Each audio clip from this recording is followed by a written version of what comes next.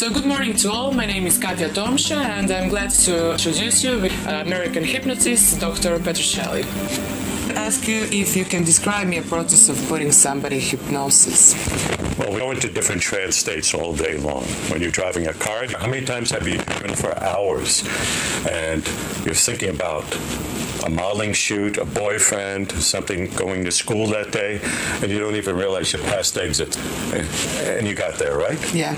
You did the most dangerous function in the universe, because while you're driving, your subconscious is focusing on that car going 60 miles per hour, 2 inches away, the person stopping short in front of you, because the slightest slip up in your subconscious, and you're a roadkill. But you go into trance states when you're reading a book, and it's no longer a book. You're there. You're in the character. If you're a dancer or if you're a musician, you go into that state automatically. We just use the state that you create for learning. Now have you go inside. Have you ever gone to a beach? Yes. Can you remember the feeling of the sand against your feet? Yes. Was it warm or cold? No. Was it sea breeze? Was it salty? I could. Could you feel the warmth of the sun on your hand, on your body? Yeah. Now, to access those internal states, you had to go inside. Just went into that trance-like state. You have a whole set of interior emotions, just like we have sight, taste, smell. We have internal senses where we can recall a taste, a sense. And that's hypnosis. It's not being in a coma or quacking like a duck. It's just like feeling normal. Some people go into trance states. Certain cultures, third world countries, where they go into a really deep trance state because they're conditioned. They believe in voodoo and other things. But for some people, it's the equivalent of if you have a friend who you're talking to and she's reading a book, and you say, Debbie, or to Debbie, and she's focused. That's like focused attention, a deep state of hypnosis. You may have another friend that you call Donna, and she turns right away. Attention span. It's your ability to focus, to cut out those external feelings around you. English, for example, is not my first language. It will be difficult to put me in hypnosis. Well, it depends how you think, because people don't realize in the English language, certain words aren't taught in the basic language, like exhale deeply. That's not in the basic translation. I have to listen to their words, however they talk. If I'm saying things in English and you're thinking in another language, it doesn't mean the same. It's just like I speak a little Thai. I may say, go up the block. And they say it, block, go up. Tell me if hypnosis can actually be a replacement for more traditional practices or medications. A lot of doctors believe that most illnesses are 80% psychosomatic. Most people claim after a session, I've done more work in this session than I've done in 20 years of therapy. We're working on an outcome. I have to get someplace. I'm not here doing this session just to hear myself talk. It's emotionally draining, and not too many people want to do this work. That's why there's just only a handful of good hypnotherapists. There's a lot of hypnotists out there because anybody can read a piece of paper, but that's the limited extent of their ability. And if you think reading a piece of paper is going to get life-changing results, who are you kidding? Read the piece of paper yourself, save your money. Because when I first started out, that's how I started out. I was up to block studios, only working with actors. Self-esteem, expressing anger, I bring up emotions. Self-esteem, performance fears, stage fright, I read somewhere correctly. You started your practice dealing with actors? The first commercial people, the first people I charged, our first center was up the block from Robert De Niro's Tribeca Studios. And the story we heard, I had an actress, brand new actress coming in. And supposedly she had interviewed with somebody. It could have been Robert De Niro, one of his people down there. My workers was handing out flyers on the street, and they wanted to get rid of her because she was doing such a bad job, such a total mess. And they said, why don't you go up to the hypnotist up the block? And she came in that night, and I worked with her for 4 hours. To come back sometime, or they must have met another lifetime. 2 days later, she came back and auditioned. And the story I was told that the casting people said, where the heck have you been all this time? She said, I was here 2 days ago. You weren't. Yes, I was. That was you. And they looked at her and they said, are you on drugs today? She says, no, I went up the block to the hypnotist like you told me to. And from that point on until we lost the lease in that place, all I worked with was actors, some famous, some struggling, some brand new. And it was a great experience because actors have a lot of screwed up little problems. The reason they have to be in front of the limelight is maybe because they didn't get that attention as a child or to put themselves forward. But there's because all those things that come aboard, self-esteem, stage fright, worthiness issues, and also allowing yourself to be maybe on a set with 40, 50 people. You got to have an intimate moment, and you got to sort of put that aside and just be there. So how can you actually help them, if they have to be naked in like one scene? What do you actually do to help them? We go through all those early emotions starting at the beginning, from childhood, sometimes from conception, and we change all those incidents where that first feeling came up that held them back. A 60-year-old man come in here, full-blown panic attacks, right? The first time that memory came up, he was 5 years old, lying in bed, the door was closed. He woke up out of sleep, and there was a growling sound outside his bedroom door. He shook like a leaf for 3 minutes. 3 minutes later, the door popped open, and it was his cousin laughing his head off. Well, now we know how it turned out, right? So I sent this 60-year-old self back. I had him talk to that 5-year-old. If that 5-year-old knew your cousin was going to be outside that door, he could go through it totally different, couldn't he? Let's rewind it like rewinding a video. 3, 2, 1, the scene starts again. But now that child knows you're there by his side, knows he's safe, knows everything you told him, knows his cousin is going to be outside the door. Just like he's been given a new script. 3, 2, 1, what's happening? He's sitting up in bed laughing his head off. Just change at the level you created it.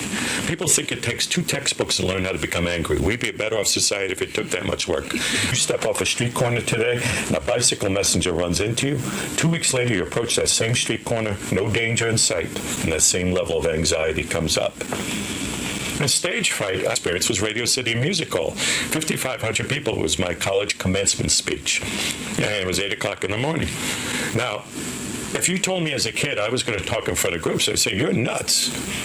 Because I would shake walking to the front of the room. I couldn't do it.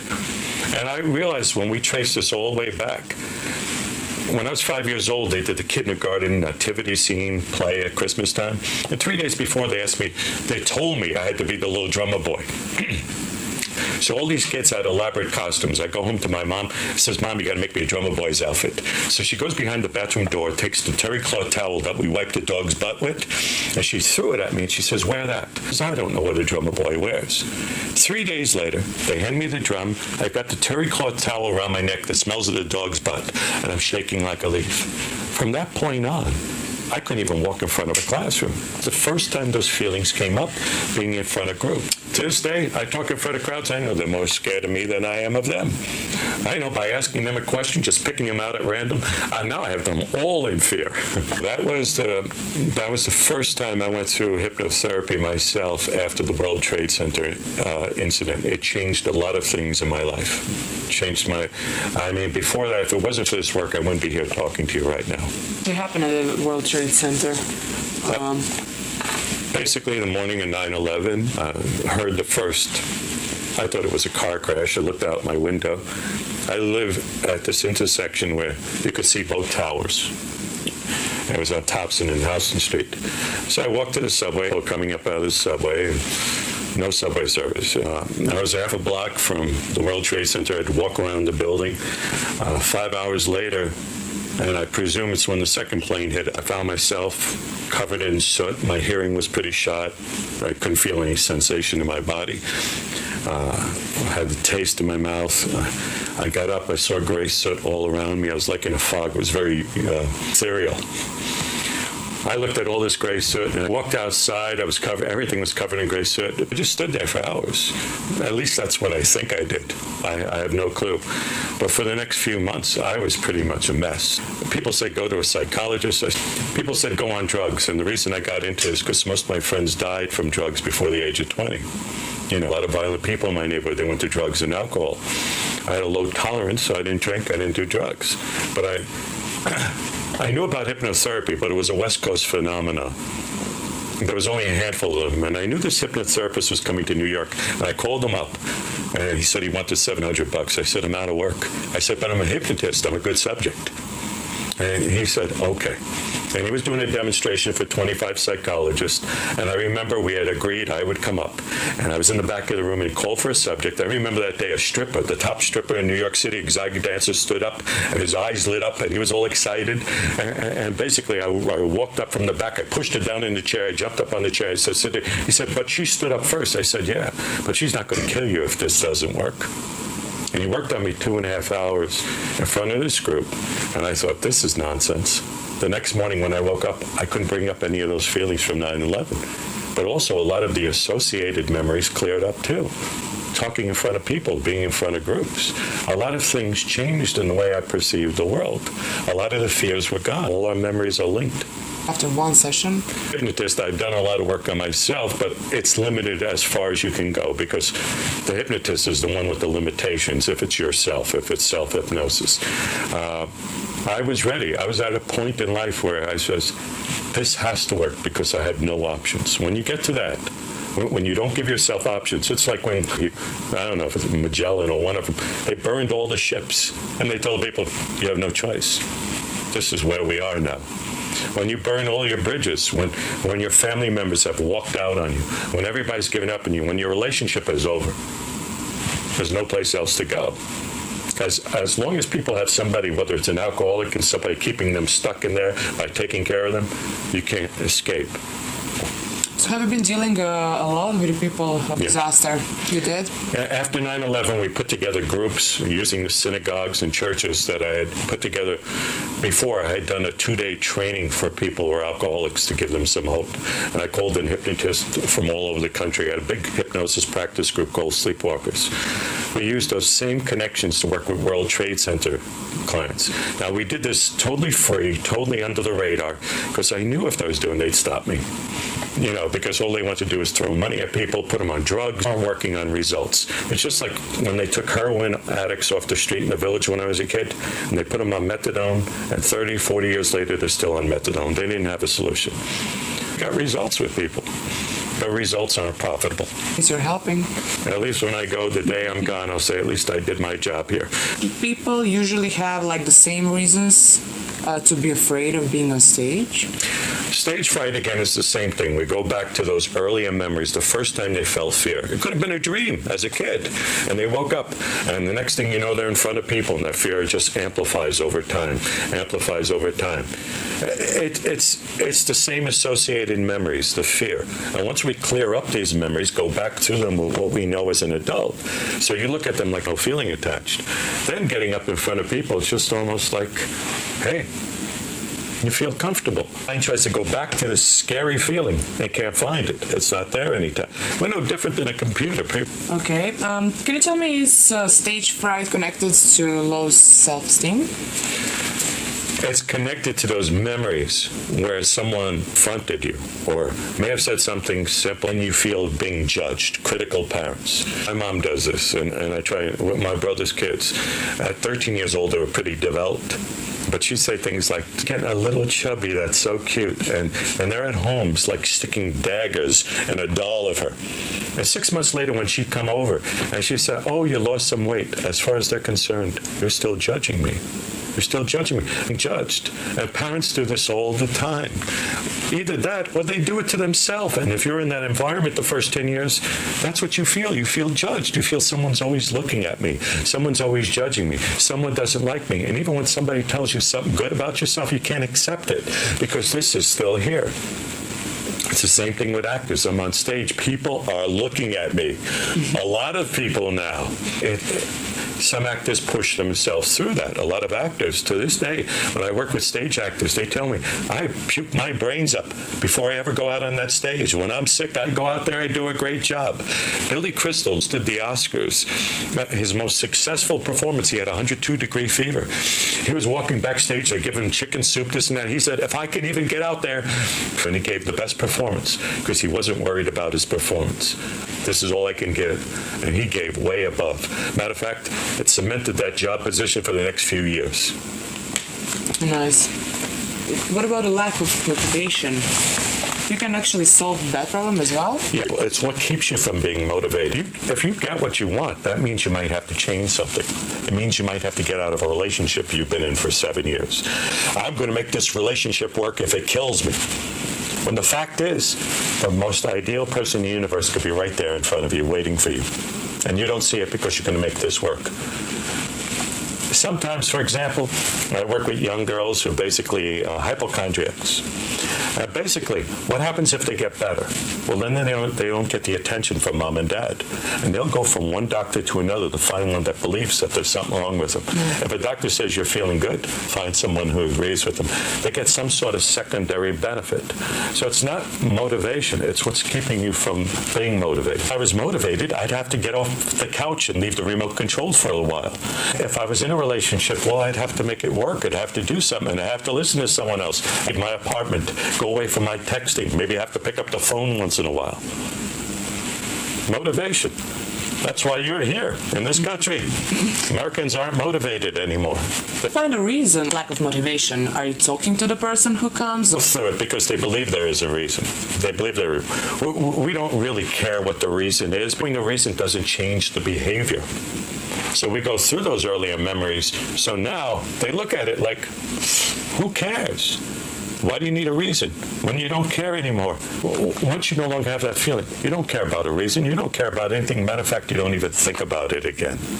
In nature, we're not always heterosexual. A worm, an earthworm, has both male and female. You know, on a Saturday night, it just curls in a ball and screws itself. I have a friend who comes here from Greece. He's a little guy. And whenever we walk down the block and there's a 350-pound woman in front of him, he says, John, look at those hips, look at those hips. I say, Starkle, step back. Your testosterone is leaking over here. I'll tell you a great story. It's about my friend and brother's friends. This is about 15 years ago. This is a good-looking guy. He's got blonde hair, blue eyes, peaches and cream skin. He's really an attractive guy, but he's as dumb as an ox. And he'd come around us when we were outside and talk about his girlfriend, Sweet Pea. And when he talked about Sweet Pea, his eyes would light up. He'd look up at the heavens. And all the guys would get jealous and say, how could this idiot get a girl like this Sweet Pea? And one day he says to us, he's going to propose to her. So guys didn't care if they're going to show up for this. It was an Italian restaurant in the village. And we're all in this restaurant, about 30 guys, and he's standing at the end of the bar. And all of a sudden we're watching him, and his eyes light up again. And like the heavens opened up. And the door opened up. And this creature, 5 feet in both directions, no neck, comes in. And we just looked. I didn't know if it was male or female or human. But we looked at his face, and his eyes lit up like this, like the sun came up. And we couldn't believe it. Was almost like we weren't seeing what he saw, because he was seeing heaven coming in. We were seeing, we didn't know. Now, months later, when guys would get together and we'd talk about, somebody mentioned Sweet Pea, nobody would talk. We'd just look at each other. We didn't see it. We didn't believe our own eyes. A year later, he was getting married, being in the church, and people came up, the bridesmaids. He came up, there was Sweet Pea. And then there was a person in the back of the room none of us had ever seen before. It was his mother. She was like an older copy of Sweet Pea, 5 feet in both directions. Sweet Pea. I went to visit him a few weeks ago. He moved out to New Jersey. He's got 2 kids. But he looks at his wife just like he did 15 years ago. And you know what? I look at her just the way I did 15 years ago. Nothing changed. Is she human? But what we're attracted to, a lot of women come in, they want to fix the things that guys find attractive. And she doesn't feel good about it, but it's the one thing that turns the guy on. And they change it.